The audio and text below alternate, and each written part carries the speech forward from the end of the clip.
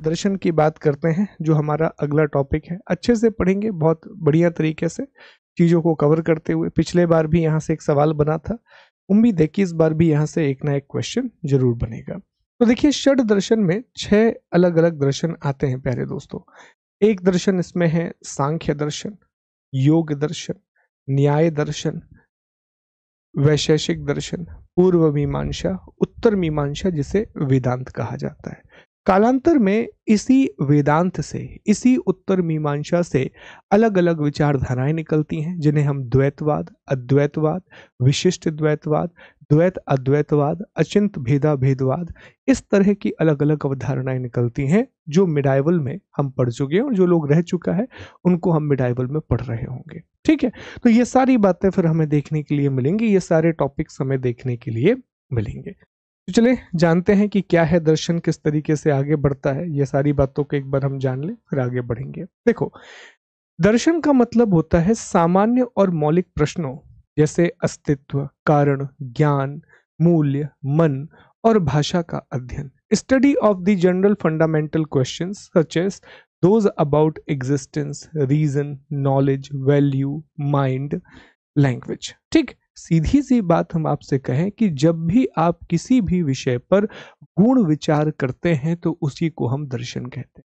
आप सोचना शुरू कर दें कि मनुष्य आखिर ऐसे क्यों जीता है, मनुष्य के जीवन का मूलभूत उद्देश्य क्या है, ये पृथ्वी किसने बनाई, ये ब्रह्मांड किसने बनाया, ये सब कुछ दर्शन का ही हिस्सा है। कोई बात नहीं, आप बाद में अटेम्प्ट कर लेना शिवम, ठीक है। ये सब कुछ दर्शन का ही हिस्सा है। It is the part of philosophy. दर्शन का मतलब यही होता है, जब किसी भी विषय वस्तु के बारे में आप चिंतन करते हैं, उसके बारे में सोचते हैं, तो वो दर्शन कहलाता है। ठीक, इसको सिंपल, बिल्कुल सिंपल भाषा में दर्शन बोलते हैं। अब भारत में दर्शन का जो विकास हुआ वो आरण्यक और उपनिषद से शुरू हुआ, और ये सठ दर्शन के रूप में सामने निकल के आया। ये माना जाता है कि सठ दर्शन का जो विकास हुआ है वो सूत्र काल में हुआ है, अर्थात 600 ईसा पूर्व से 200 ईसा पूर्व के बीच में। 600 बीसी से लेकर के 200 बीसी, जिसे हम भारत में महाजनपद काल के नाम से भी जानते हैं, इसे हम बौद्ध काल के नाम से भी जानते हैं, इसे सूत्र काल के नाम से भी जाना जाता है। तो 600 ईसा पूर्व से 200 ईसा पूर्व 600 ईसा पूर्व से शुरू हुआ और गुप्त काल तक ये चलता रहा। गुप्त काल तक ये चलता रहा। सबसे पुराना दर्शन सांख्य है। सांख्य और पूर्व मीमांसा दर्शन ईश्वर के अस्तित्व में विश्वास नहीं करते, ये कभी भी गॉड के एग्जिस्टेंस को नहीं मानते, वो हम अभी डिस्कस करेंगे। देखो, भारत में 2 तरह के दर्शन हैं जिनकी चर्चा हमने एंशिएंट हिस्ट्री में भी की है। साथियों, आप लोगों को याद होगा कि प्राचीन भारतीय इतिहास में भी हमने इसकी चर्चा की है। तो 2 तरह के दर्शन हैं, एक है वैदिक और दूसरा है अवैदिक। तो वैदिक दर्शन में न्याय दर्शन महर्षि गौतम, वैशेषिक दर्शन महर्षि कणाद, सांख्य दर्शन महर्षि कपिल मुनि, योग दर्शन महर्षि पतंजलि, मीमांसा दर्शन महर्षि जैमिनी, वेदांत दर्शन महर्षि बादरायण, चारवाक दर्शन ये अवैदिक में, बुद्ध दर्शन जैन दर्शन, उच्छेदवाद अजीत केश कंबलिन, अक्रियावाद पूर्ण कश्यप, नित्यवादी पकुद कच्चायन, आजीवक मक्खली गोसाल और अनिश्चयवादी संजय वेल्टू पुत्र। तो 2 तरह का ये विभाजन है, 2 तरह का ये वर्गीकरण है। अब ये पूरी की पूरी कहानी मैं आपको ब्रीफ करके बताता हूं कि हमने आखिर अब तक पढ़ा क्या है। तो हमने ये डिस्कस किया कि सर, जो दर्शन शब्द है, दर्शन का सिंपल सा मतलब होता है किसी भी विषय पर गहन विचार करना। वो विषय कोई भी हो सकता है, वो सब्जेक्ट कोई भी हो सकता है, रेलेवेंट होना चाहिए। और जब उस पर कोई आप गहन विचार करते हैं, अलग अलग माध्यमों से एक निष्कर्ष पर पहुंचने की कोशिश करते हैं, तो उसको हम दर्शन बोलते हैं।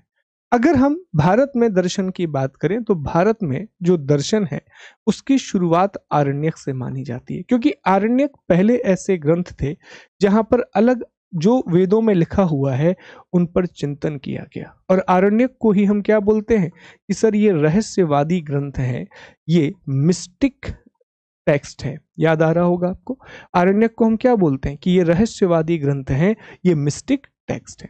आरण्यक के बाद सबसे अच्छा भारत में दर्शन का विकास हुआ उपनिषद के दौरान। ये दर्शन का बहुत विकास हुआ और माना जाता है यहीं से षड दर्शन की परंपरा निकल करके आई, जिसमें 6 अलग अलग दर्शन हैं। सर कौन कौन से दर्शन हैं?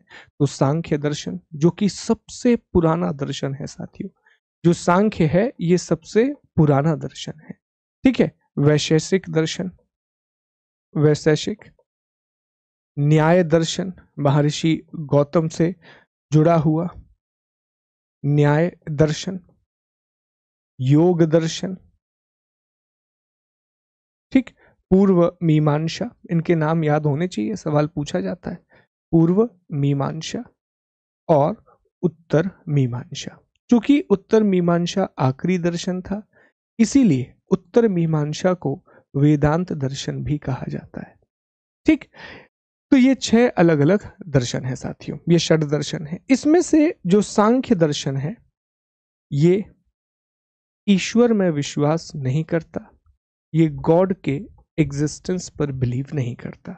ठीक इसी तरह से जो पूर्व मीमांसा है यह भी ईश्वर में विश्वास नहीं करता, ये गॉड में बिलीव नहीं करता, ठीक। अभी हम जानेंगे, अभी हम डिस्कस करेंगे और डिटेल से इन सब के बारे में हम पढ़ रहे होंगे, ठीक है। चलिए, तो ये सारी बातें हो गई यहां तक। हाँ, एक और प्रश्न आपसे पूछा जा सकता है कि आखिर ये जो षड दर्शन है, ये षड दर्शन है, इनका विकास किस समय पर हुआ है? तो याद रखिएगा कि सूत्र काल से इनका विकास शुरू हुआ, लगभग 600 ईसा पूर्व से इनका विकास शुरू हुआ और ये गुप्त काल तक चलता रहा, ये गुप्त पीरियड तक चलता रहा। तो इसी समय पर इसका पूरा का पूरा विकास हुआ है, इसी समय पर ये जो दर्शन है इनका विकास हुआ है। एक और बात आप याद रखिएगा जहां से सवाल बनने की बहुत ज्यादा संभावना है कि जो आखिरी दर्शन है जिसे हम उत्तर मीमांसा कह रहे हैं, इसी उत्तर मीमांसा दर्शन से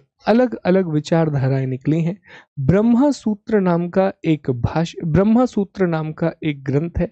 इसी ब्रह्मा सूत्र नामक ग्रंथ के आधार पर बहुत सारी मल्टीपल अलग अलग विचारधाराएं, जिन्हें हम द्वैत अद्वैत इन सब के नाम से जानते हैं, इनका विकास हुआ है, उन सभी का डेवलपमेंट हुआ है, ठीक है। अब यहां तक तो सर बात समझ में आ गई। अब इस बात को जरा समझने की कोशिश करना कि जो भारतीय दर्शन है, अर्थात जो इंडियन फिलॉसफी है, ध्यान देना एक एक टॉपिक पर। जो भारतीय दर्शन है अर्थात इंडियन फिलॉसफी है, इसे हमने 2 भागों में बांटा है। कितने भागों में बांटा है प्यारे दोस्तों? तो इसे हमने 2 अलग अलग भागों में बांटा है, 2 अलग अलग पार्ट में डिवाइड किया है। कौन कौन से हिस्से हैं? तो सर एक हिस्सा इसमें है वैदिक दर्शन का, एक हिस्सा इसमें है वैदिक दर्शन का, और दूसरा हिस्सा इसमें निकल करके आता है अवैदिक दर्शन का। एक हिस्सा है वैदिक दर्शन का और दूसरा हिस्सा है इसमें अवैदिक दर्शन का। एक है वैदिक फिलॉसफी, ठीक, और एक है नॉन वैदिक फिलॉसफी। सर यहाँ पर आप वैदिक और अवैदिक शब्दों का प्रयोग क्यों कर रहे हैं? हमने तो इन्हें आस्तिक और नास्तिक दर्शन के नाम से पढ़ा है, तो वो बिल्कुल गलत है। आस्तिक और नास्तिक जैसे शब्दों का प्रयोग करना यहाँ सही नहीं है। वैदिक दर्शन का मतलब है ऐसा दर्शन जो कि वेदों में विश्वास रखता है, वो वैदिक दर्शन है। और ऐसा दर्शन जो वेदों में विश्वास नहीं रखता, वो अवैदिक दर्शन कहलाता है। फिर से रिपीट करूंगा, वैदिक दर्शन मतलब ऐसा दर्शन जो कि वेदों में विश्वास रखता है, उसे हम वैदिक दर्शन के नाम से जानते हैं। जबकि ऐसा दर्शन जो वेदों में विश्वास नहीं रखता, उसे हम अवैदिक दर्शन के नाम से जानते हैं। यहां हम ईश्वर की बात नहीं कर रहे हैं, हम गॉड की बात नहीं कर रहे हैं, हम वेदों की बात कर रहे हैं। तो अब जब वैदिक दर्शन की बात होती है तो उसमें 6 अलग अलग दर्शन हैं जिनके नाम आपको पता है। तो मैं चाहूंगा कि आप सब मेरे साथ नाम बोलते जाएं और उनका प्रतिपादन किसने किया है ये भी बोलते जाएं। तो सर एक दर्शन इसमें आएगा सांख्य दर्शन, और हमने डिस्कस किया कि सांख्य सबसे पुराना दर्शन है। सांख्य सबसे पुरानी फिलॉसफी है साथियों, सांख्य। और इसके प्रतिपादक हैं महर्षि कपिल मुनि, ठीक है। इसके प्रतिपादक हैं महर्षि कपिल मुनि। तो ये प्रश्न कई बार पूछा जाता है कि सबसे पुराना दर्शन कौन सा है और इस दर्शन के प्रतिपादक कौन है, ये प्रश्न आता है साथियों यहां से। ठीक है, ये प्रश्न यहां से आता है। अब सांख्य दर्शन से ही एक दर्शन निकल करके आता है, ध्यान देना, सांख्य से ही एक दर्शन निकल के आता है जिसे हम बोलते हैं योग। योग सांख्य से ही निकला हुआ एक दर्शन है और योग दर्शन के प्रतिपादक हैं महर्षि पतंजलि। महर्षि पतंजलि, तो ये एक ग्रुप बन गया साथी, ये एक ग्रुप बन गया जिसमें सांख्य और योग दर्शन है, ये एक ग्रुप बन गया। ठीक है, इसके बाद जो अगला दर्शन है, अगली फिलॉसफी है, वो भी आप जान पा रहे हैं कि सर न्याय, और न्याय दर्शन के प्रतिपादक कौन है? कमेंट करते रहिए, जवाब देते रहिए तो बढ़िया मजा आएगा। तो आप कहेंगे कि सर जो न्याय दर्शन है इसके प्रतिपादक महर्षि गौतम है, महर्षि गौतम है। और न्याय दर्शन से एक दर्शन निकल करके आता है वैशेषिक, जिसमें परमाणु की बात की गई है, जिसमें कण की बात की गई है, वैशेषिक दर्शन। और वैशेषिक दर्शन के प्रतिपादक हैं महर्षि कणाद। ये दूसरा ग्रुप बन गया, ये ग्रुप 2 है। ये दोनों आपस में जुड़े हुए हैं, ये दोनों आपस में जुड़े हुए हैं, they both are connected with each other. ठीक है, इसके बाद जो अगला दर्शन है, अगली जो फिलॉसफी है, उसमें इसको 2 मिनट के लिए, उसमें निकल करके आता है पूर्व मीमांसा। मीमांसा मतलब होता है चिंतन। ठीक है, पूर्व मीमांसा। और पूर्व मीमांसा के जो प्रतिपादक हैं वो हैं महर्षि जैमिनी, महर्षि जैमिनी।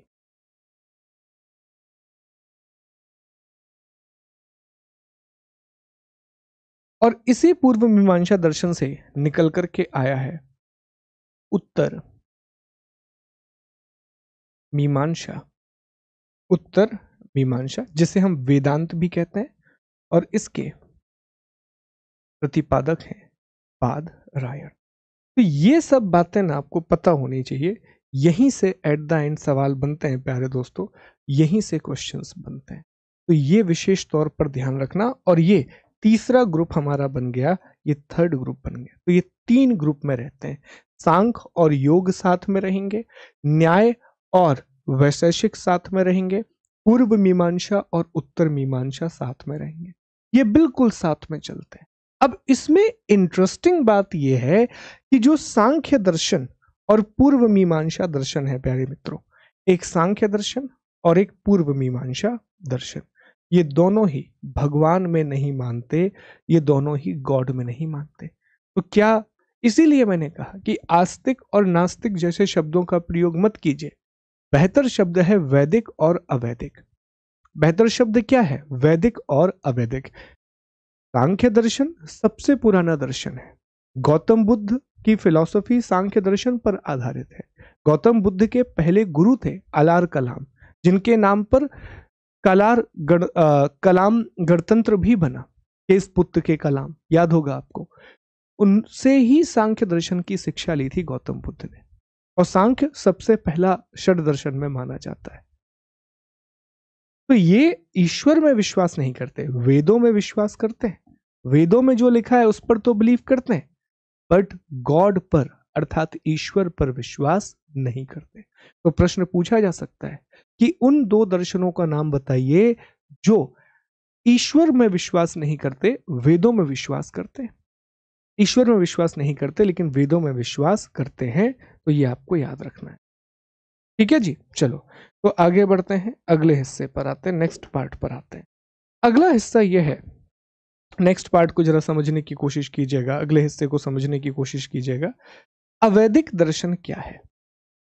अवैदिक दर्शन क्या है? अब ये ऐसा दर्शन है जो वेदों में विश्वास नहीं करता, जो वेदों में विश्वास नहीं करता, डज नॉट बिलीव इन वेद। ये वेदों में विश्वास नहीं करता। और इसमें बहुत से दर्शन है, इसमें बहुत से दर्शन है जिनकी चर्चा हमने पहले भी की है। जिनके बारे में हमने पहले भी पढ़ा है, जैसे बुद्ध और जैन दर्शन इसी में आता है।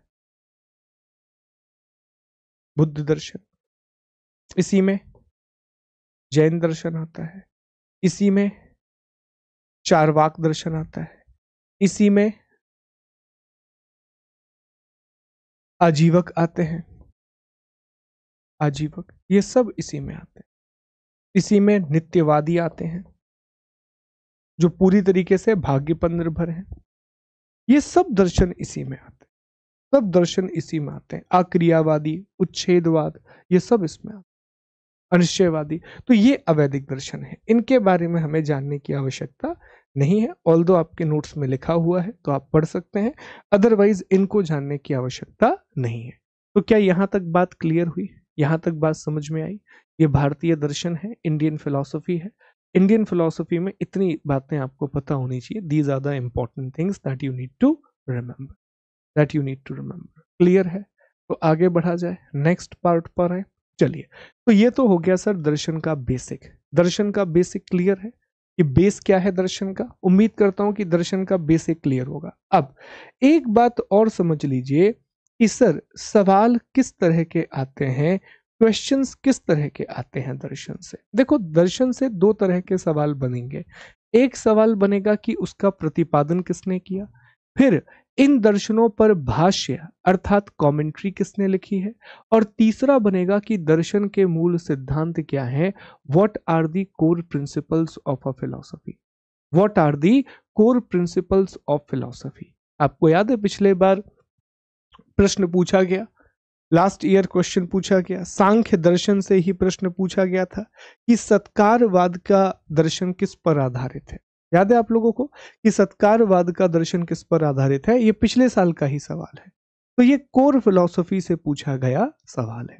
चलिए, तो आगे बढ़ते हैं और सबसे पहले दर्शन की बात करते हैं। शुरुआत में सांख्य, योग, न्याय, वैशेषिक ये बड़े दर्शन हैं, इसके लिए हमें क्लासेस लगेंगी। इसके बाद के दर्शन उतने बड़े नहीं हैं, इसके बाद की फिलॉसफी उतनी बड़ी नहीं है। ठीक है, चलिए तो आगे बढ़ेंगे। अब हम चर्चा करते हैं सबसे पहले सांख्य दर्शन के बारे में। सांख्य दर्शन या सांख्य फिलॉसफी के बारे में पहले नंबर इसकी सामान्य जानकारी। बहुत अच्छे से ना शॉर्ट में मैं आपको सारे नोट्स बनवा दूंगा सिनॉप्सिस के रूप में, तो अच्छे से आप बस करते जाना। सबसे पहले हम इसका सामान्य जानकारी लेते हैं। एक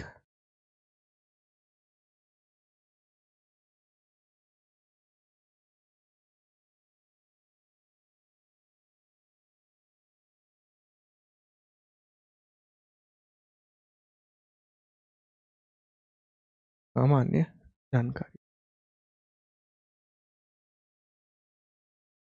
ठीक है। चलो तो एक एक करके समझते हैं।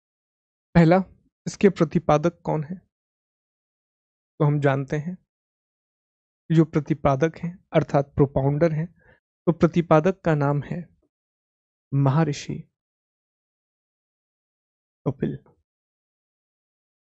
या कपिल मुनि। इन्होंने एक किताब लिखी जिनसे हमें सांख्य दर्शन की पूरी जानकारी मिलती है, वो है सांख्य सूत्र। ठीक है, इनकी किताब का नाम है, इन्होंने एक किताब लिखी और किताब का नाम है सांख्य सूत्र।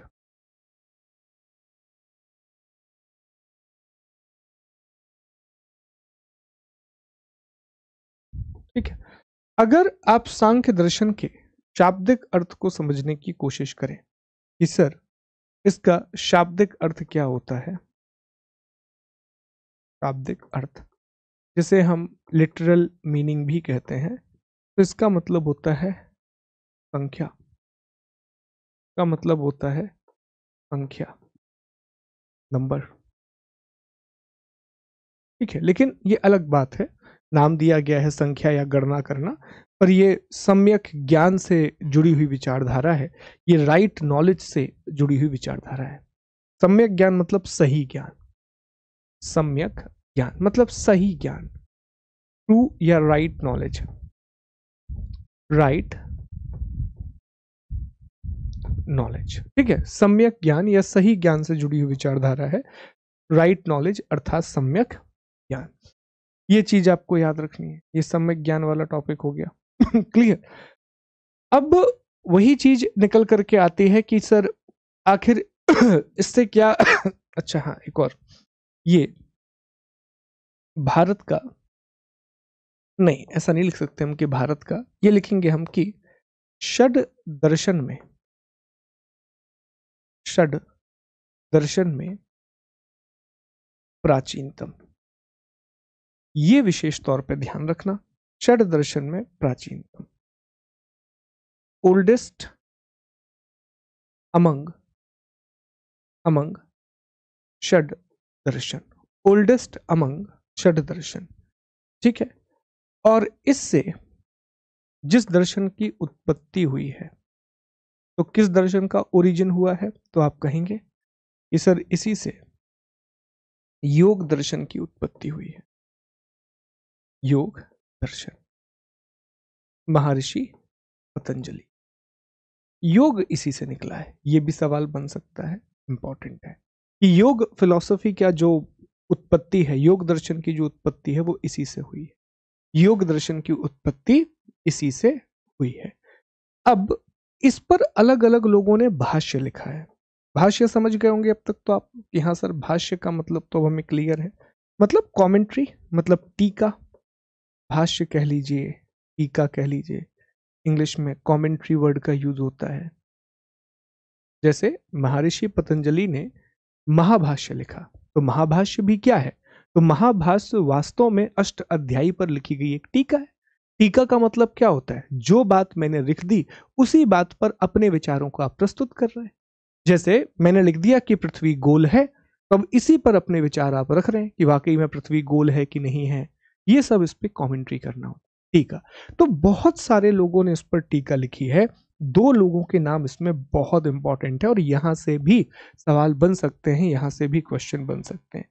एक है ईश्वर कृष्ण, जिन्होंने सांख्य कारिका या सांख्य सप्तति नाम का ग्रंथ लिखा है। सबसे प्रामाणिक टीकाकार माने जाते हैं। नाम है ईश्वर, ईश्वर कृष्ण, ऐसे लिखना सही नहीं है नाम, अच्छे से लिखना चाहिए, आचार्य ईश्वर कृष्ण। और इन्होंने जो टीका लिखी है वो है सांख्य सप्तति। और ये सीधा प्रश्न बनता है, बिल्कुल डायरेक्ट क्वेश्चन बनेगा कि सांख्य सप्तति या सांख्य कारिका के लेखक कौन, सांख्य सप्तति या सांख्य कारिका के लेखक कौन है। तो इन्होंने ये पुस्तक लिखी है, ये प्लीज याद रखना, ये बहुत इंपॉर्टेंट है। This is very very very much important. उसके अलावा एक और नाम आता है आचार्य विज्ञान भिक्षु का, जिन्होंने सांख्य प्रवचन भाष्य लिखा है। आचार्य विज्ञान भिक्षु, जिन्होंने सांख्य प्रवचन लिखा है। आचार्य विज्ञान भिक्षु, जिन्होंने सांख्य प्रवचन की रचना की। सांख्य प्रवचन,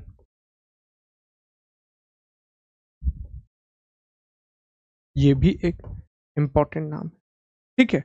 आचार्य विज्ञान भिक्षु। और आता है ऋषि पंचशिख, जिन्होंने षष्टी तंत्र की रचना की। ऋषि पंचशिख, जिन्होंने षष्टी तंत्र लिखा है। ऋषि आचार्य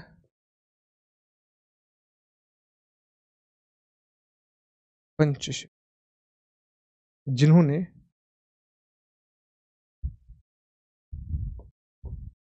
ये जानकारी बहुत इंपॉर्टेंट है, this is the very important information. लिखिए एक बार जल्दी से इसको।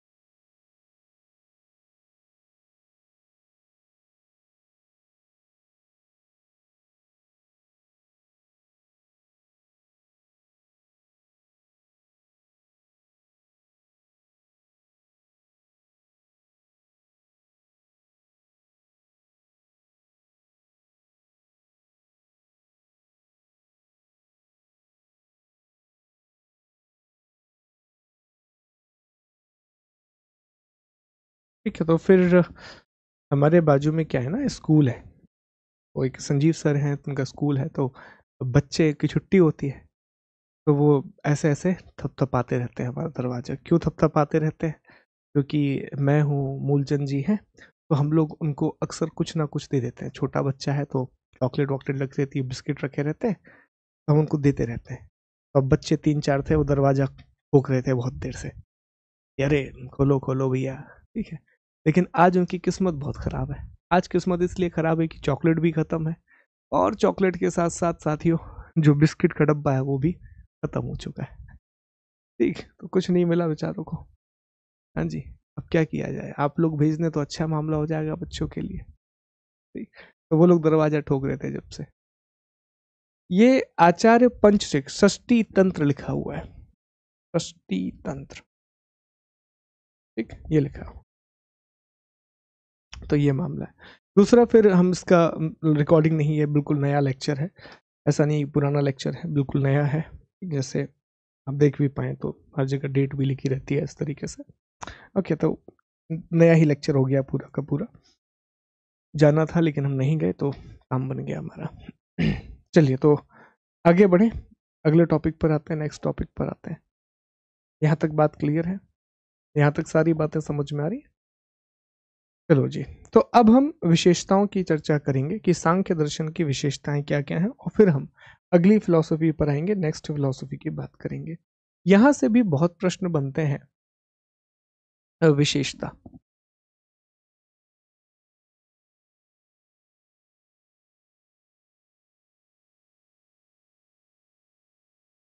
विशेषताएं, यहां से भी मल्टीपल क्वेश्चंस बनेंगे, यहां से भी बहुत सारे सवाल बनेंगे। तो क्या क्या विशेषता है इस दर्शन की, जरा इसको समझने की कोशिश करते हैं। देखो, सबसे पहली बात तो यह है कि जितने भी दर्शन हैं तार्किक होंगे, लेकिन इस दर्शन की विशेषता यह है कि ये वेदों में विश्वास करते हैं, दे बिलीव इन द वेदा, ये वेदों में विश्वास करते हैं। ये क्या हो गया?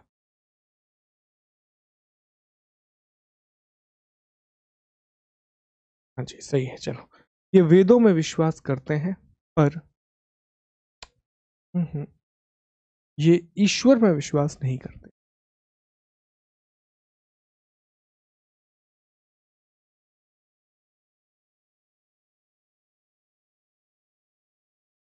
ये ईश्वर में विश्वास नहीं करते, ये याद रखना।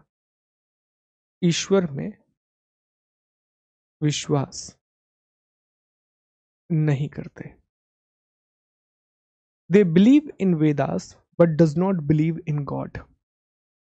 ठीक, अग्र ये एक तार्किक दर्शन है। लगभग हर एक दर्शन एक तार्किक दर्शन ही है। रेशनल फिलॉसफी, ये कोई बड़ी बात नहीं है रेशनल फिलॉसफी का होना। तार्किक दर्शन का मतलब है कि हर चीज को तर्क की कसौटी पर तौलना। दुनिया में कोई भी चीज कैसे भी क्यों ना हो, उस पर एक सवाल करना कि आखिर ये ऐसा क्यों है, उसी को हम तर्क बोलते हैं। ठीक है, दुनिया में कोई भी चीज कैसे भी क्यों ना हो, उसको इस कसौटी पर तौलना कि ये ऐसा क्यों है, उसी को हम तर्क बोलते हैं, उसी को हम रीजनिंग बोलते हैं। हर चीज पर सवाल करना, हर चीज पर क्वेश्चन करना, वो तर्क कहलाता है। अब इसकी जो कोर फिलॉसफी है वो है सत्कारवाद। ये इसकी कोर फिलॉसफी है साथियों, ध्यान देना। This is the core philosophy, जो है सत्कार्यवाद। सत्कार्यवाद सबसे इंपॉर्टेंट, सत्कारवाद। सत्कारवाद को कहा जाता है कार्य कारण सिद्धांत, कॉज इफेक्ट थ्योरी। इसे कहा जाता है कार्य कारण सिद्धांत या कॉज इफेक्ट थ्योरी। क्या होता है सर कॉज इफेक्ट थ्योरी, कार्य कारण सिद्धांत? सिंपल सी बात इसमें कही गई है कि बिना कारण के कार्य की उत्पत्ति नहीं हो सकती। क्या कहा गया है? बहुत सिंपल सी बात कही गई है कि बिना कारण के कार्य की उत्पत्ति नहीं हो सकती। Effect is the result of cause. Example, बहुत छोटा सा एग्जाम्पल लेता हूं। मुझे पानी पीना है क्योंकि मुझे प्यास लगी है। मुझे पानी पीना है क्योंकि मुझे प्यास लगी है। तो कारण क्या है? प्यास लगना। और अगर मुझे प्यास लगे ही ना तो क्या मैं पानी पीऊंगा? तो क्या मैं पानी पीऊंगा? बिल्कुल नहीं पीऊंगा। तो जितने भी कार्य हो रहे हैं उन सब के पीछे एक कारण है। तर्कवाद यही कहता है, ठीक है, तर्कवाद यही कहता है, रेशनैलिटी यही कहती है कि हर चीज के पीछे एक कारण होता है। इसी तरह जो भी दुनिया में कुछ भी हो रहा है, whatever is happening in the world, everything has a reason, everything has a cause. बिना कॉज के कुछ भी नहीं होता, बिना कारण के कुछ भी नहीं होता। तो ये सीधा सवाल आपसे पूछेगा कि सत्कारवाद किससे जुड़ा हुआ है। इस बार पूछ लिया है, अगले बार नहीं पूछेगा, पर आगे कभी पूछ सकता है, तो याद रखना, ठीक है। आगे कभी पूछ सकता है, इसलिए ये वाली चीज आपको याद रखनी है। यहां से क्वेश्चन बन सकते हैं, यहां से प्रश्न बन सकते हैं। अभी और पढ़ेंगे हम, और भी चीजों को समझना है अच्छे से, तो ध्यान देंगे। इसमें एक चीज और कही गई है साथियों, which is very very important. उसमें यह माना गया है कि आखिर मोक्ष व्यक्ति को कैसे मिल सकता है, कैसे एक व्यक्ति को मोक्ष मिलता है। तो मोक्ष के मार्ग की चर्चा अब हम कर लेते हैं कि मोक्ष के मार्ग की प्राप्ति व्यक्ति को कैसे होगी। तो देखो, मोक्ष के लिए सबसे पहले यह समझना है कि ये दुख का कारण क्या मानता है। आखिर हमें मोक्ष क्यों चाहिए? दुख का कोई ना कोई तो मूल कारण होगा। तो कहा गया है अज्ञान। कहा गया है अज्ञान के कारण ही मानव सांसारिक बंधनों में फंस जाता है, और सांसारिक बंधनों में फंसने के बाद उसके जीवन में समस्याएं ही समस्याएं आती हैं। तो ये भी बुद्धिज्म की तरह दुख का मूल कारण किसे मानता है? Core reason of sorrow. तो इसका मानना यह है कि मूल कारण है अज्ञान। बुद्धिज्म में भी यही था, क्योंकि इसी अज्ञान से इच्छा की उत्पत्ति हो रही थी, इसी इग्नोरेंस से इच्छा की उत्पत्ति हो रही थी। तो मूल कारण क्या है? अज्ञान। और जब अज्ञान होता है तो ये फिलॉसफी कहती है कि अज्ञान की वजह से ही हम सांसारिक बंधनों में फंस जाते हैं। हम हम सांसारिक बंधनों में फंस जाते हैं। बंधन, वर्ल्डली बॉन्डेजेस में फंस जाते हैं, और जिस वजह से मोह उत्पन्न होता है और दुख होता है। तो मैं बार बार आपसे कह रहा हूं कि गौतम बुद्ध की फिलॉसफी सांख्य दर्शन से जुड़ी हुई है। गौतम बुद्ध ने भी यही कहा कि भाई साहब, अज्ञान मूल कारण है, इग्नोरेंस है। इसकी वजह से इच्छाएं उत्पन्न होती हैं, और इच्छाओं से ही फिर हमारे पूरे दुख उत्पन्न होते हैं, तृष्णा या इच्छा। पर कोर में अज्ञान है, कोर में इग्नोरेंस है। और सांख्य दर्शन भी यही कहता है कि कोर में इग्नोरेंस है। अब सांख्य दर्शन आगे जाता है, कहता है इस अज्ञान की वजह से 3 तरह के दुख होते हैं। इस अज्ञान की वजह से एक व्यक्ति को 3 प्रकार के दुख होते हैं। इस अज्ञान की वजह से एक व्यक्ति को 3 प्रकार के दुख होते हैं। एक वस्तुगत, एक व्यक्तिगत, और एक देवीय दुख। ठीक है। आध्यात्मिक, आध्यात्मिक अर्थात suffering caused by body and mind. अधिभौतिक, suffering caused by other living being. और अधिदैविक, suffering caused by natural forces. तो पहला, जैसे उसने कहा, आध्यात्मिक दुख। आध्यात्मिक दुख, आध्यात्मिक का मतलब है व्यक्तिगत दुख। समझना एक एक करके। एक दुख उसने कहा कि सर, एक दुख होता है आध्यात्मिक दुख। इंग्लिश में भी यही होगा, आध्यात्मिक। आध्यात्मिक को व्यक्तिगत भी कहा जाता है। क्यों? हमारे शरीर और हमारे मन की वजह से जो दुख हमें हो रहा है, हमारे शरीर और हमारे मन की वजह से जो दुख हमें हो रहा है, वो आध्यात्मिक दुख है। शरीर, मन को बहुत सारी इच्छाएं हैं, दुख है। शरीर में कोई तकलीफ है, हम दुखी हैं, ये आध्यात्मिक। फिर एक और कहा कि एक होता है अधिभौतिक। एक होता है अधिभौतिक, ये भी खतरनाक प्रकार का दुख है। अधिभौतिक, ये दुख वो है जो दूसरे व्यक्तियों की वजह से आपके जीवन में, कोई दूसरा क्या कर रहा है, दूसरे आपको कोई दुख दे रहे हैं, कोई वस्तु है जो आपको नहीं मिल पा रही है, ये अधिभौतिक दुख है। ये ऐसा दुख जो दूसरे लोगों की वजह से आपको हो रहा है, ये अधिभौतिक है। और एक है अधिदैविक, एक है अधिदैविक। ठीक, एक कौन सा दुख है जी? अधिदैविक। अब जो अधिदैविक है, इंग्लिश में भी यही है, ये प्रकृति की वजह से होने वाला दुख है। नेचर की वजह से जो दुख आपको हो रहा है, गर्मी है, गर्मी लग रही है, दुख हो रहा है। ठंड ज्यादा है, ठंडी लग रही है, दुख हो रहा है। बाढ़ आ गई, दुख हो रहा है। ठीक है, तो ये तीन प्रकार के दुख बताए गए कि एक है आध्यात्मिक दुख, एक है अधिभौतिक दुख, एक है अधिदैविक दुख। तो ये तीन प्रकार के दुख होते हैं एक मानव के जीवन, ऐसा बताया गया। ये तीन प्रकार के दुख होते हैं। अब ठीक है सर, आपने बता दिया कि दुख का मूल कारण अज्ञान है, आपने दुखों के अलग अलग प्रकार भी बता दिए। तो अब मोक्ष कैसे मिलेगा? अब मोक्ष कैसे मिलेगा? तो मोक्ष का एक ही रास्ता है जो हम शुरू से वैदिक दर्शन में पढ़ते हुए आए हैं। अगर आप लोगों को याद है तो बहुत अच्छी बात है कि सर, दुख का मूल कारण क्या है? अज्ञान। तो मोक्ष अर्थात लिबरेशन, मोक्ष अर्थात लिबरेशन कैसे मिलेगी? सच्चे ज्ञान के द्वारा मिलेगी, अर्थात सम्यक ज्ञान, राइट नॉलेज।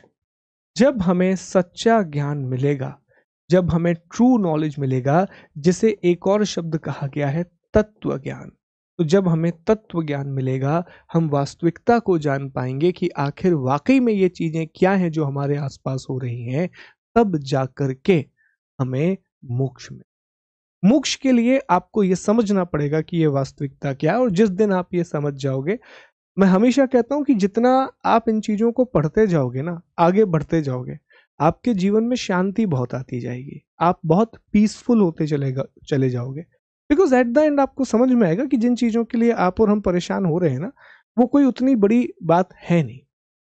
ठीक है, हम भौतिकता में उलझे हुए हैं, एक जबरन के मुंह में हम उलझे हुए हैं, तो वो कोई उतनी बड़ी बात है नहीं। इसके लिए हमें तीन प्रमाणों का प्रयोग करना होता है। फिलॉसफी में 6 प्रमाणों की चर्चा की गई है।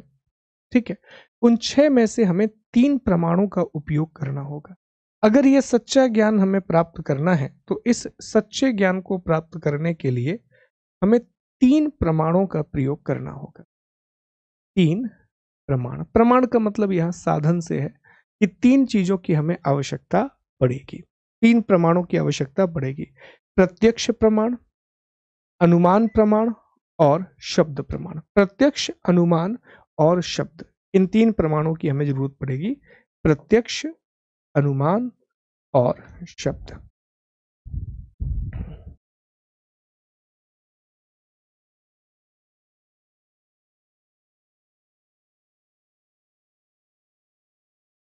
प्रत्यक्ष, अब यहां पर आपको जानने की जरूरत नहीं है इतना डिटेल में कि ये क्या है, क्योंकि ऑलरेडी आपको इथिक्स में फिलॉसफी पढ़ना है, वहां आप डिटेल में ये सब पढ़ोगे। यहां बस बेसिक आप एक आइडिया ले लें कि प्रत्यक्ष प्रमाण, अनुमान प्रमाण और शब्द प्रमाण, ये 3 प्रकार के प्रमाणों की आवश्यकता पड़ेगी। तब जाकर के हम मोक्ष को प्राप्त कर पाएंगे, तब जाकर के हमें मोक्ष मिलेगा। ठीक है,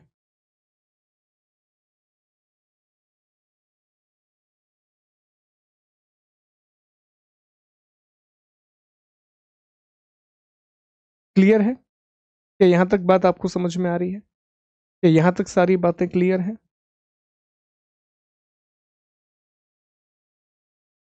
ठीक है, चलो अब ये और आगे बढ़ता है। ये तो विशेषता, एक और विशेषता है इसकी।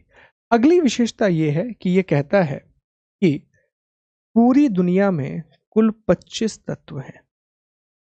पूरी दुनिया में 25 एलिमेंट हैं। कितने? 25। और 25 में से 2 के मिलने से ही सृष्टि का निर्माण होता है। 25 तत्व पूरी दुनिया में है और 2 तत्वों के मिलने से इस सृष्टि का निर्माण होता है, या 2 मूल तत्व हैं जिन्हें विकासवाद कहा गया है। जिन्हें विकासवाद कहा गया है। विकासवाद की सृष्टि दो तत्वों के मिलने से बनती है। कौन कौन से तत्व हैं सर? वो कौन कौन से तत्व हैं? तो एक तत्व इसमें बताया गया है पुरुष, और एक तत्व इसमें बताया गया है प्रकृति। कि जब ये दो तत्व आपस में मिलते हैं, एक तत्व हो गया प्रकृति मतलब पदार्थ, मैटर, और दूसरा हो गया पुरुष। पुरुष का मतलब यहां आत्मा, सोल से है। जब ये दोनों तत्व आपस में मिल जाते हैं, तब जाकर के सृष्टि का निर्माण होता है, तब जाकर के इस दुनिया का विकास होता है। तो क्या बताया गया? अब प्रश्न क्या पूछेगा? प्रश्न बड़ा सीधा पूछेगा आपसे कि सांख्य दर्शन के अनुसार जो तत्व हैं उनकी संख्या कितनी है? तो क्या जवाब दोगे कि सर तत्वों की संख्या है 25। तत्वों की संख्या कितनी है? 25 है। और इन 25 में से दो तत्व प्रकृति और पुरुष ये सबसे ज्यादा इंपॉर्टेंट हैं। और जब प्रकृति और पुरुष यही मिलकर के पूरी दुनिया का निर्माण करते हैं, ठीक है, यही मिलकर के पूरी दुनिया का निर्माण करते हैं साथियों।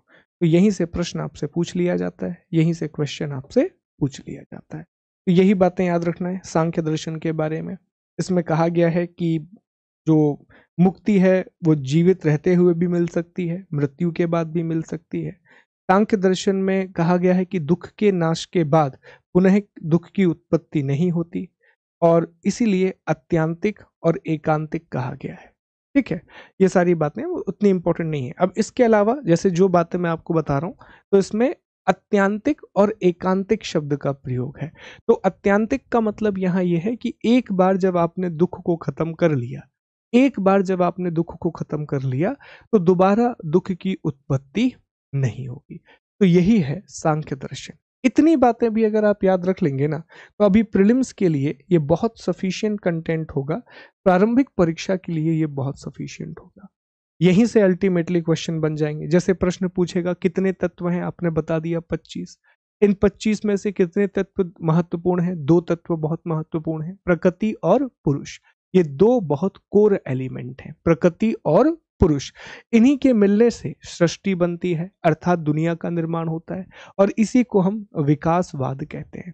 फिर पूछेगा कि मोक्ष कैसे मिलेगा? भाई साहब, मोक्ष इसलिए तब मिलेगा जब आप अज्ञान को दूर करके सम्यक ज्ञान की तरफ आओगे। इग्नोरेंस को दूर करना पड़ेगा, और इसको दूर करने के लिए तीन प्रकार के प्रमाण की आवश्यकता पड़ेगी: प्रत्यक्ष प्रमाण, अनुमान प्रमाण, और शब्द प्रमाण। ये तीन प्रकार के प्रमाणों की आवश्यकता पड़ेगी, तब जाकर के आपको मोक्ष की प्राप्ति हो। ठीक है, तो एक बार इसे लिख लीजिए, और फिर हम अगले दर्शन पर आते हैं, नेक्स्ट फिलॉसफी पर आते हैं। पीडीएफ में और भी चीजें लिखी हुई हैं, एक बार कोशिश करिएगा कि वो चीजें भी आप पढ़ सकें, तब जाकर के मामला अच्छे से फिट होगा। अच्छा, 25 तत्व कौन से हैं ये और एक बार आप देख लें, याद नहीं करना है, बस मैं आपको बता रहा हूं कि वो 25 तत्व कौन से। सब कुछ लिखा हुआ है, ये है वो 25 तत्व: प्रकृति, पुरुष, बुद्धि जिसे महत कहा गया है, मन, और अहंकार। ठीक है, फिर इसमें आते हैं अलग अलग कि 5 तन्मात्राएं कौन सी हैं, जिन्हें सब्टाइल एलिमेंट बोलते हैं। तो उसमें आता है smell, taste, form, touch, sound, शब्द, स्पर्श, रूप, गंध, रस। ज्ञान इंद्रिया कौन सी हैं, सेंस ऑर्गन कौन से हैं? तो उसमें हमारे कान हैं, आंख है, जीभ है, नाक है, त्वचा है। इन्हीं को हम बोलते हैं ना, हमारे इन्हें हम ज्ञान इंद्रियां बोलते हैं। फिर कर्म इंद्रियां, तो उसमें वाणी है, हाथ, पैर, गुदा, मूत्र इंद्रिय। फिर महाभूत तत्व में आकाश, वायु, अग्नि, जल, पृथ्वी। इस तरह से इन 25 तत्वों का निर्माण होता है। इस तरीके से ये 25 एलिमेंट्स बनते हैं प्यारे। ठीक है, तो चलिए एक बार ये लिख लीजिए, और फिर हम अगली फिलॉसफी पर आते हैं, नेक्स्ट फिलॉसफी पर आते हैं, जो है योग दर्शन। 1 मिनट का समय देंगे मुझे।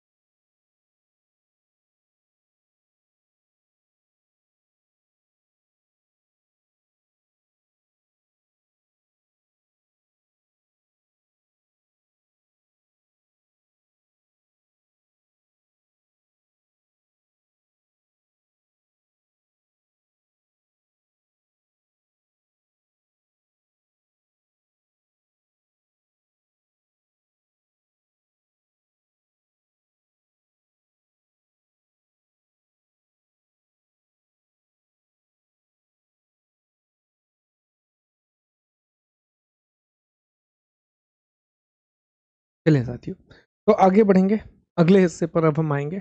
तो नेक्स्ट जो हमारा दर्शन है, अगला जो हमारा दर्शन है वो है योग दर्शन। ठीक, तो अब हमें बात करनी है योग दर्शन के बारे में, अर्थात योग फिलॉसफी के बारे में। पहले बेसिक्स हम पढ़ लेते हैं योग दर्शन के बारे में, उसके बाद हम अगले हिस्से पर आएंगे, अगले पार्ट पर आएंगे कि योग दर्शन के बेसिक्स क्या क्या हैं, क्या क्या उसकी विशेषताएं। तो देखो, अगर हम सामान्य परिचय की बात करें, योग दर्शन सामान्य परिचय अर्थात जनरल इंट्रोडक्शन, योग दर्शन के सामान्य परिचय अर्थात जनरल इंट्रोडक्शन की बात हमें करनी है।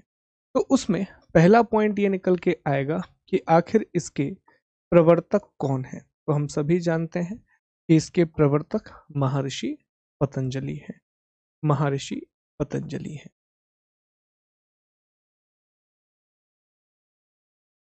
ये एक बेसिक सवाल बनेगा।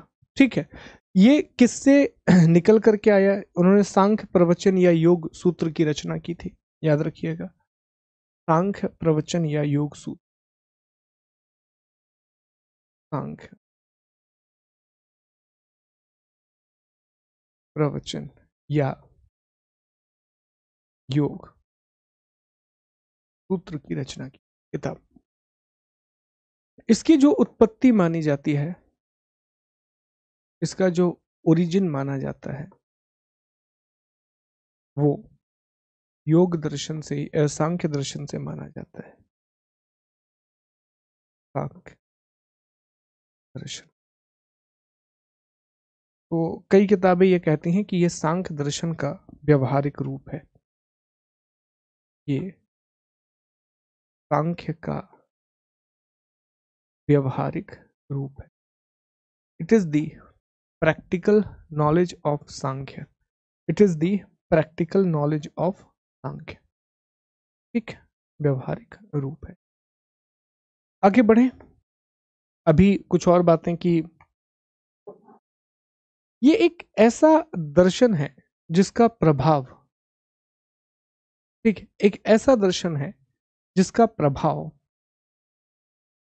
इस दर्शन का प्रभाव हर एक दर्शन पर है, प्रत्येक दर्शन, प्रत्येक दर्शन, चाहे वो वैदिक हो या अवैदिक, बस एक पर नहीं है, और वो है चारवाक। चारवाक के अलावा इसे जियो, एंजॉय करो और मर जाओ, इसके बाद कुछ भी नहीं है। पर अपार्ट फ्रॉम चारवाक, चारवाक के अलावा हर एक प्रकार के दर्शन में ये इसका महत्व है, हर एक प्रकार की फिलॉसफी के लिए ये इंपॉर्टेंट है। तो ये याद रखने वाली बात है, this is very very important. ठीक, हाँ, this is very very important कि हर एक दर्शन के लिए इंपॉर्टेंट है अपार्ट फ्रॉम चारवाक। फिर अगला सवाल कि सर अच्छा, एक और बात समझ लें कि योग दर्शन के जो पहले प्रवक्ता हैं वो हिरण्यगर्भ माने जाते हैं। योग दर्शन के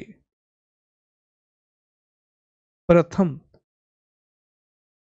प्रवक्ता, योग दर्शन के जो पहले प्रवक्ता हैं वो कौन माने जाते हैं?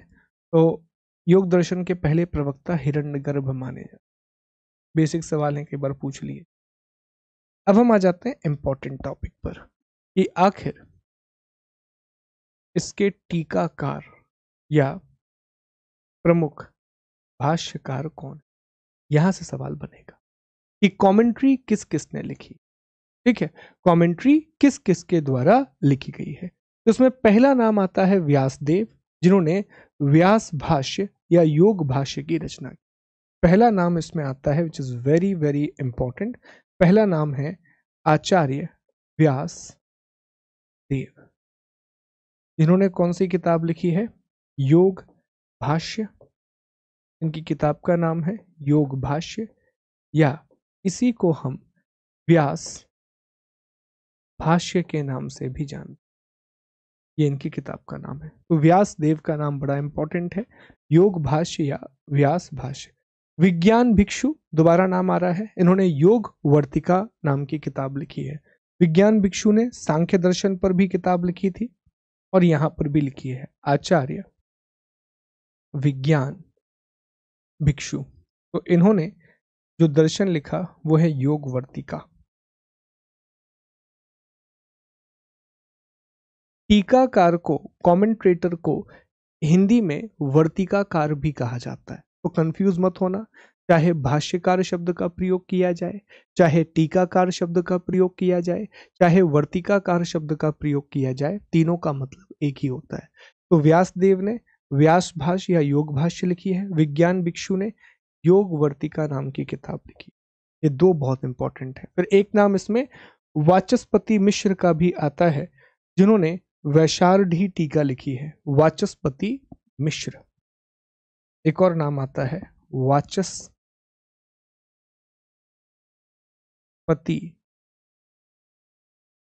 मिश्र, ठीक है, वैचारढ़ी टीका।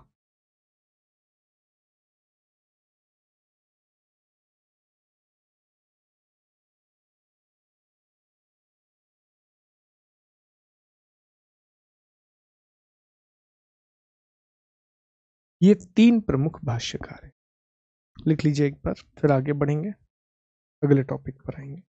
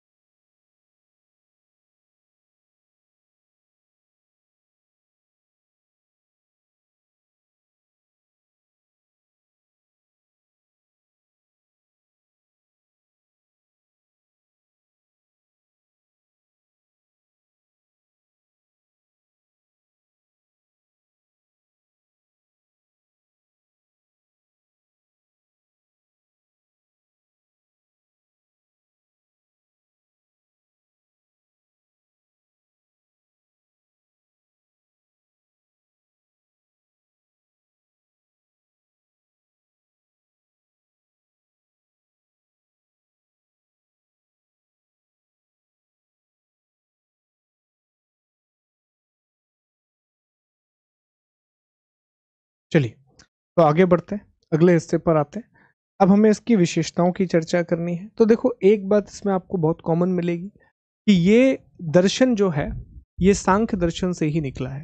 तो बहुत सारी बातें आपको कॉमन मिलेंगी, जैसे ये भी सत्कारवाद में मानेंगे, बहुत सी बातें कॉमन मिलेंगी। अंतर इस जगह पर आ जाएगा कि जो सांख्य दर्शन है वो ईश्वर में विश्वास नहीं करता, वो सिर्फ वेदों में विश्वास करता है। लेकिन जो योग दर्शन है ये दोनों में विश्वास करेगा, ये दोनों में विश्वास करेगा, ये वेदों में भी विश्वास करेगा और ये ईश्वर में भी विश्वास करेगा। तो ये दोनों में ही बिलीव करेगा। ये बात आपको विशेष तौर पर ध्यान रखनी है पहले तो, ठीक है। This is very very important. तो ये जरूर याद रखिएगा कि ये दोनों में विश्वास करता है। और आखिर में ना हमने एक टेबल बनाई है बहुत अच्छी, पूरी परेशान, क्योंकि ये टॉपिक ना वो लेंदी टॉपिक है, तो कई बार हमें लगता है क्या याद रखें क्या नहीं। तो ये बात मैं जानता हूँ, मैं विद्यार्थियों को इतना तो समझ जाता हूँ कि कहाँ आपको समस्या जाएगी कहाँ नहीं। जब ये 6 के 6 दर्शन आप पढ़ लोगे ना, तो आखिर में एक सिंगल टेबल हमने बनाई है जो आपको पीपीटी में मिलेगी। उसमें सारी चीजें ब्रीफ में दी गई है। जैसे हमने वेदों के बारे में पढ़ा था, तो वेदों के बारे में बहुत सारी बातें हमने पढ़ी, बट एट द एंड हमने एक छोटी सी टेबल बना करके उनको समराइज कर, कि चलो जो जो हमने पढ़ा था वो समराइज हो गया। तो वो यहाँ पर भी हम समरी टेबल जरूर बनाएंगे, और बड़ा टॉपिक है तो थोड़ा सा समय तो देना पड़ेगा। चलिए, अब हम चर्चा करते हैं कि विशेषताएं क्या क्या है। विशेषता किस प्रकार की विशेषताएं हैं, तो ये सांख्य दर्शन से बहुत ज्यादा प्रभावित है, ये हम जान ही चुके हैं। तो एक एक करके हम चर्चा करेंगे कि इसके सिद्धांत क्या क्या हैं, किन किन चीजों में ये मानता है। तो ये विकासवाद, तत्कारवाद और द्वैतवाद, इन तीनों में ही बिलीव करता है, ठीक है। तो ये तत्कारवाद में मानता है, ये द्वैतवाद में भी मानता है, ये विकासवाद में भी मानता है। अब ये तीनों भूलना मत, ये तीनों हमने अभी अभी पढ़े थे। ये तीनों चीजें जो हैं वो सांख्य दर्शन से जुड़ी हुई। ठीक है, सांख्य दर्शन यह भी कार्य और कारण के सिद्धांत को मानता है, कॉज एंड इफेक्ट थ्योरी को मानता है। नंबर 1, यह सिद्धांत भी यह मानता है कि सृष्टि के दो मूल तत्व हैं, द्वैतवाद, एक प्रकृति और दूसरा पुरुष, और जब प्रकृति और पुरुष मिलते हैं तभी सृष्टि का निर्माण होता है, अर्थात विकासवाद।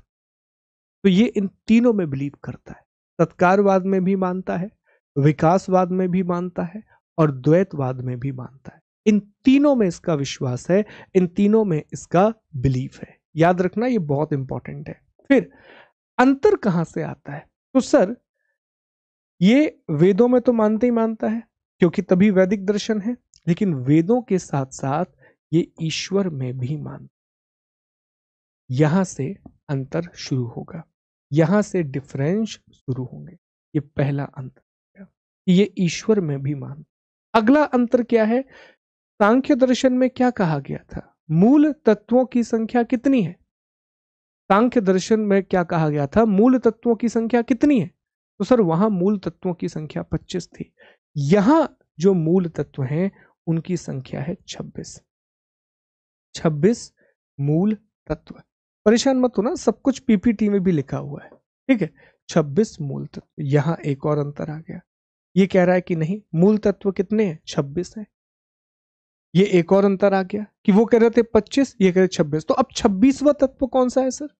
वहां हमने चर्चा की थी, अहंकार है, बुद्धि है, प्रकृति है, ये सब है। तो यहां जो 26वां तत्व है वो कौन होगा? अच्छा आप ही लोग बताओ, 26वां तत्व कौन होगा लॉजिक करके? तो सर 26वां तत्व यहां ईश्वर होगा, क्योंकि सांख्य दर्शन तो ईश्वर पर विश्वास कर ही नहीं रहा था, लेकिन योग दर्शन ईश्वर पर विश्वास कर रहा है। यही कारण है कि यहां जो 26वां तत्व होगा, 26th जो एलिमेंट होगा वो ईश्वर का होगा। वो किसका होगा? ईश्वर का होगा। दैट विल बी ईश्वर। बाकी 25 वही हैं, बाकी 25 वही हैं जो हमने पढ़े थे, पता होगा आप लोगों को, जिनकी चर्चा हमने पहले की है कि सर प्रकृति, पुरुष, इन दोनों से मिलकर के ही सृष्टि बनी है। तो द्वैतवाद, महत या बुद्धि, बुद्धि को महत कहा गया है, फिर मन और अहंकार, मन और अहंकार। और यहां पे एक बात और लिखी गई है कि जब पुरुष और बुद्धि आपस में मिलते हैं तब सुख और दुख की उत्पत्ति होती है।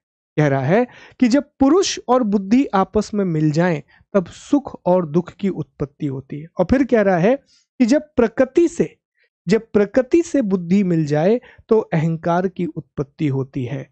फिर कह रहा है कि जब प्रकृति से बुद्धि मिल जाए तो अहंकार बनता है, जब प्रकृति से पुरुष बन जाए तो मन या सुख और दुख की उत्पत्ति होती है। और इसी अहंकार से 5 ज्ञान इंद्रियों की उत्पत्ति होती है, अर्थात 5 सेंसेस। सुनना, ठीक है, ये सारी चीजें हमने पढ़ी थी ना कि आंखें, और यही जो हमारे सेंस ऑर्गन हैं, यही हमारी इच्छाएं लेकर के आते हैं, यही हमारे लिए अलग अलग, यही तो है ना।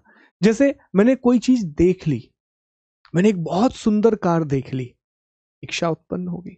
मैंने सुन लिया कि यार फलाना व्यक्ति के पास इतना सारा रुपए है, इच्छा उत्पन्न हो गई। सुनना, यही हमारे सेंस ऑर्गन है। मैंने टेस्ट कर लिया कि आज मैंने पोहा जलेबी खा ली, अब मेरा मन है कि मैं पोहा जलेबी खाऊंगा। तो ये सांख्य फिलॉसफी में कहा गया है कि जब प्रकृति का मिलन बुद्धि से होता है, जब प्रकृति का मिलन बुद्धि से होता है तो उसी से अहंकार की उत्पत्ति होती है। बुद्धि से, माफ कीजिए, बुद्धि से अहंकार की उत्पत्ति होती, बुद्धि से अहंकार की उत्पत्ति होती। प्रकृति से बुद्धि बनेगी, बुद्धि से अहंकार बनेगा, और इसी अहंकार से 5 ज्ञान इंद्रियों की उत्पत्ति होती। और जब पुरुष और बुद्धि आपस में मिलते हैं तब सुख और दुख की उत्पत्ति होती। यहां पर 26वां तत्व कौन सा है? तो यहां पर 26वां जो तत्व है वो है ईश्वर का, वो है गॉड का।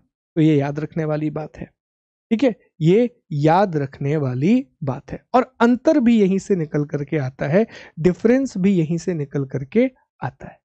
इसमें कहा गया कि जब प्रकृति और पुरुष मिलते हैं तो विकार की उत्पत्ति होती है। ठीक, अब उसमें अंतर क्या क्या है? अब ये मूल तत्वों में अंतर को जरा समझना।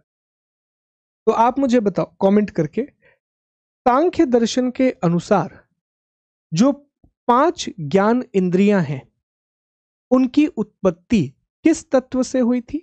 अकॉर्डिंग टू सांख्य फिलॉसफी जो 5 सेंसेस हैं उनका ओरिजिन किससे हुआ था? तो आप जवाब दोगे कि सर उनकी उत्पत्ति अहंकार से हुई थी। सांख्य दर्शन यह कहता है कि जो अहंकार है, अहंकार से ही ज्ञान इंद्रियों की उत्पत्ति होती है। इंग्लिश में भी अहंकार ही लिखोगे और उन्हीं से 5 सेंसेस ऑर्गन बनते हैं। यह सांख्य में कहा था। योग ये नहीं मानता। योग कह रहा है कि सुनो भैया, जो 5 ज्ञान इंद्रियां हैं अर्थात जो 5 सेंस ऑर्गन हैं, इनकी उत्पत्ति बुद्धि की वजह से हो रही है। इनकी उत्पत्ति बुद्धि की वजह से हो रही है, अर्थात महत की वजह से हो रही है। ये पहला डिफरेंस कि इनकी उत्पत्ति किसके वजह से हो रही है? बुद्धि की वजह से हो रही है। ठीक है, बुद्धि की वजह से इनकी उत्पत्ति हो रही है। तो ये याद रखना है। तन मात्राएं जिसको हम बोलते हैं कि भाई ये जो तन मात्राएं हैं इनकी उत्पत्ति यहीं से हुई। तो ये यही बातें पूछी जाती है। ठीक है, यही बातें पूछी जाती हैं।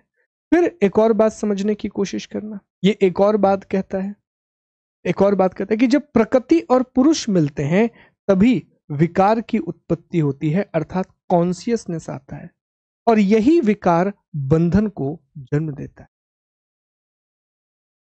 अगली फिलॉसफी कह रही है कि जब पुरुष और प्रकृति मिलते हैं, जब पुरुष और प्रकृति मिलते हैं तो इससे विकार की उत्पत्ति होती है। विकार मतलब कॉन्शियसनेस, चित्त, और यही विकार आगे जाकर के बंधन को जन्म देता है।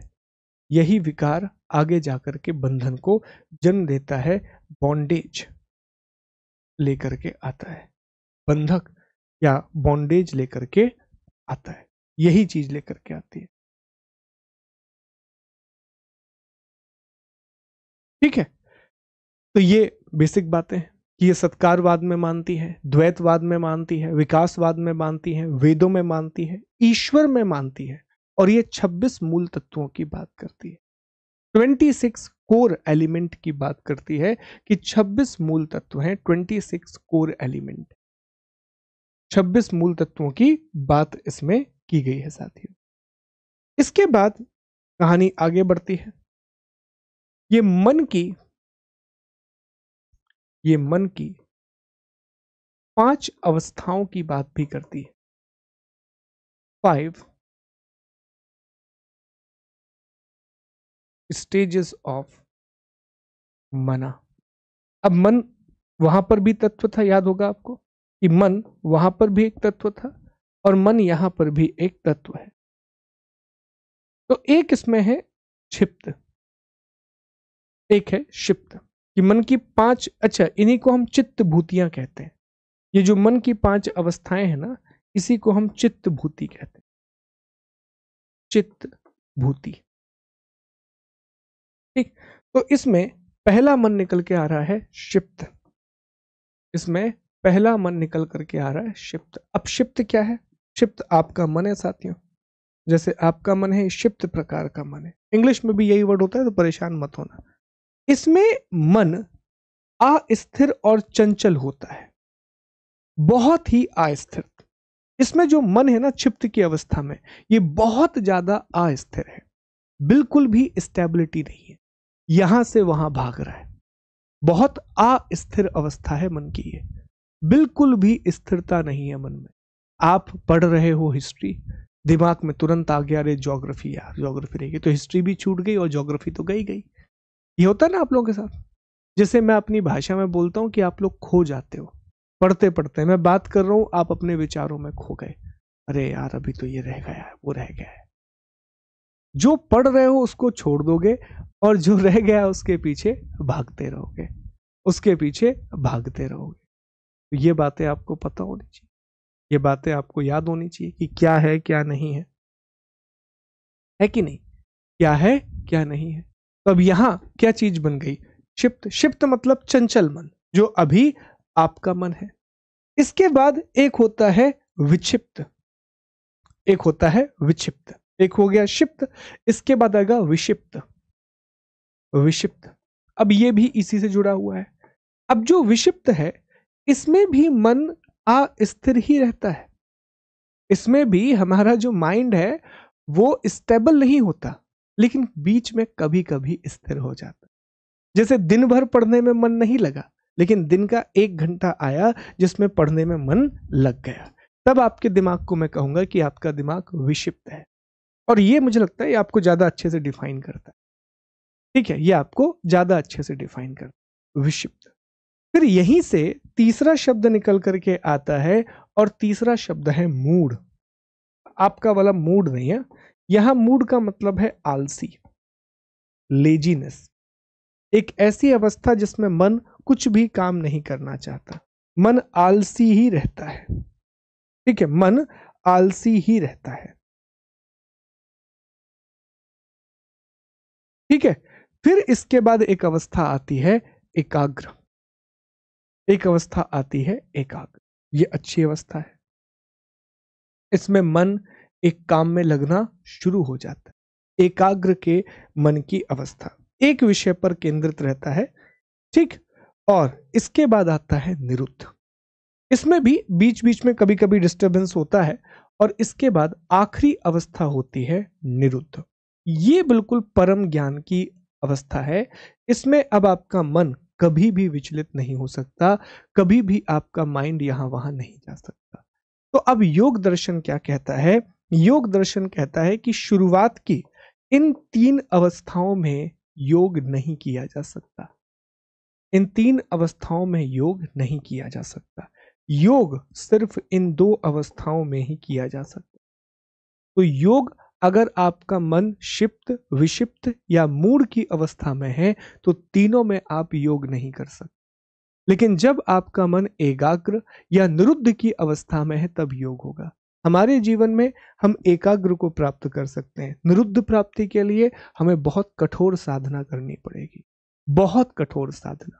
ठीक है, मतलब बहुत ही अलग लेवल की साधना हमें करनी पड़ेगी।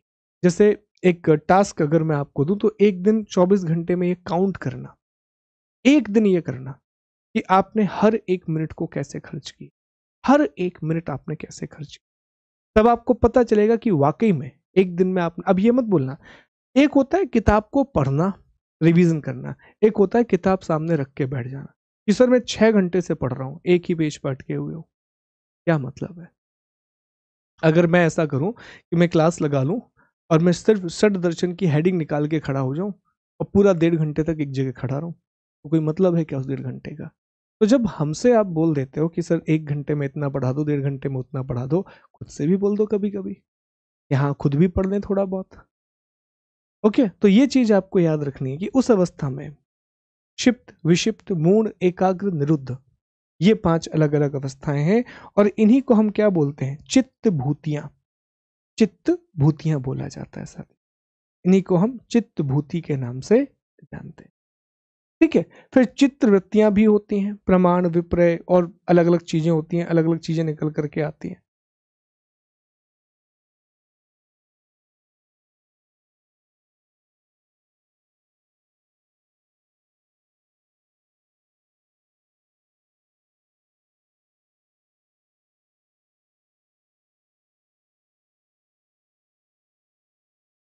ठीक है, चलो, तो अब हम बाकी चीजें एक बार पीपीटी से पढ़ लेते हैं। ये मूल चीजें हैं। अच्छा, इसमें मोक्ष कैसे मिलेगा वो भी देख लें। तो मोक्ष के लिए इसमें कहा गया है कि अष्टांगिक मार्ग का सहारा लेना पड़ेगा। मोक्ष, कि हमें मोक्ष कैसे मिलेगा? तो मोक्ष के लिए ये 2 बातें कहता है। कहता है, देखो, सांख्य दर्शन ने क्या कहा था? सांख्य दर्शन ने कहा था कि अगर मोक्ष प्राप्त करना है तो आपको ज्ञान चाहिए। ये कहता है कि अगर मोक्ष प्राप्त करना है तो आपको अभ्यास करना पड़ेगा, प्रैक्टिस करनी पड़ेगी, और इसके लिए अष्टांगिक मार्ग का पालन करना पड़ेगा। इसके लिए अष्टांगिक मार्ग का पालन करना पड़ेगा। तो अष्टांगिक मार्ग से ही मोक्ष मिलेगा। अष्टांगिक मार्ग के पालन के बिना मोक्ष की प्राप्ति नहीं होगी। अब सर अष्टांगिक मार्ग क्या है, आइए एक बार देख लेते हैं कि अष्टांगिक मार्ग में कौन कौन सी चीजें आती हैं। तो ये है साथियों अष्टांगिक मार्ग। अष्टांगिक मार्ग में ये 8 मार्ग आते हैं। यम, नियम, आसन, प्राणायाम, प्रत्याहार, धारणा, ध्यान और समाधि। इन्हीं को अष्टांगिक ज्ञान कहा गया है। यम, नियम, आसन, प्राणायाम, प्रत्याहार, धारणा और ध्यान और समाधि, यही क्या कहलाते हैं, अष्टांगिक योग कहलाते हैं। तो ये आपको पता होना चाहिए, that is very very important. अब कुछ और बातें हैं, ये बस एक बार पीपीटी से देख लीजिए तो अब आपका काम बन जाएगा, पूरा टॉपिक कंप्लीट हो जाएगा। ठीक है, तो हमने यहां तक की सारी बातों का अध्ययन कर लिया, जो इंपॉर्टेंट है वो सब हमने आपको पढ़ा दिया है। अब कुछ और बातें जैसे रह गई हैं, इसी में एक कंसेप्ट दिया गया है, एक छोटी सी अवधारणा दी गई है, एक छोटी सी अवधारणा दी गई है, तो इसके बारे में जरा पढ़ लें। हाँ, जैसे 5 चित्त वृत्तियों की भी बात की गई है जो मन को चंचल बनाने का काम करती हैं। प्रमाण, विपर्यय, विकल्प, निद्रा और स्मृति। योग दर्शन में 4 पादों का उल्लेख किया गया है, मतलब वैज्ञानिक और आध्यात्मिक पक्ष, आप इन्हें प्रकार भी कह सकते हैं। समाधि पाद, साधन पाद, विभूति पाद और कैवल्य पाद। जब 5 चित्त वृत्तियां पुरुष की मोक्ष सहायिका होती हैं तब इन्हें आक्लिष्ट कहा जाता है, और जब ये मोक्ष की विरोधी होती हैं तो इन्हें क्लिष्ट कहते हैं। तो जब ये सारी चीजें हमारे मन को चंचल बनाने वाले कार्य हमारी मदद करते हैं मोक्ष को प्राप्त करने में, तो ये आक्लिष्ट कहलाती हैं, और जब ये हमारे मोक्ष का विरोध करती हैं तब ये क्लिष्ट कहलाती हैं। योग में प्रत्यक्ष, अनुमान और आगम, इन 3 प्रमाणों को माना गया है। ईश्वर में भक्ति ही ईश्वर प्राण अधीन नाम कहा गया है। सांख्य दर्शन का कहना है कि ज्ञान मोक्ष के लिए पर्याप्त साधन है, जबकि योग दर्शन का मानना है कि अभ्यास से ही मोक्ष की प्राप्ति हो सकती है। योग दर्शन में पालन किए जाने वाले मूल्यों को नियम कहा जाता है, और जिससे बचना चाहिए उसे यम कहा जाता है। पुरुष अपने स्वभाव से ही रचनात्मक है, जबकि प्रकृति अपने स्वभाव से अराजक या तमस है। हठ योग, शारीरिक योग को हठ योग कहा जाता है। उसके अलावा भक्ति योग, ज्ञान योग, राजयोग, कर्म योग होते हैं। इसमें हम आसन, प्राणायाम, मुद्रा, ध्यान, ये सब हम हठ योग में करते हैं, जिसे शारीरिक योग कहा जाता है। ठीक है, इसके अलावा दुख का कारण अज्ञान से उत्पन्न बंधन है। जो बंधन जो अज्ञान की वजह से उत्पन्न हुआ है, 3 प्रकार के दुख है, अधिभौतिक, आध्यात्मिक और अधिदैविक, जो सांख्य दर्शन में भी थे। इन 3 दिखों से ऊपर की स्थिति को पुरुषार्थ शून्यता कहा गया है, कि जब इन 3 दुखों से आप ऊपर उठ जाते हैं तो वो पुरुषार्थ शून्यता है। 5 क्लेश बताए गए हैं, अविद्या, अस्मिता, राग, द्वेष और अभिनिवेश। अविद्या का अर्थ क्या होता है, अविद्या का मतलब होता है अज्ञान, अस्मिता का मतलब होता है अहंकार, राग का मतलब होता है मोह, द्वेष का मतलब होता है घृणा, अभिनिवेश का मतलब होता है आरुचि, किसी भी चीज को करने की अनिच्छा। तो ये जीवन में 5 क्लेश बताए गए हैं कि इनकी वजह से समस्याएं उत्पन्न होती हैं, और वैराग्य के लिए अष्टांगिक मार्ग का प्रयोग किया गया है। यम, मन, वाणी और कर्म। ठीक है, नियम मतलब सदाचार का पालन करना, आसन मतलब किस तरह की शारीरिक मुद्राओं का पालन करना है, प्राणायाम श्वास और प्रश्वास का संयम, प्रत्याहार इंद्रियों पर नियंत्रण, धारणा मन और चित्त को स्थिर रखना, ध्यान मन को केंद्रित करना, और समाधि योग का अंतिम सोपान। तो यही बातें साथियों आपको याद रखनी है। यहां से हम कल कुछ सवाल भी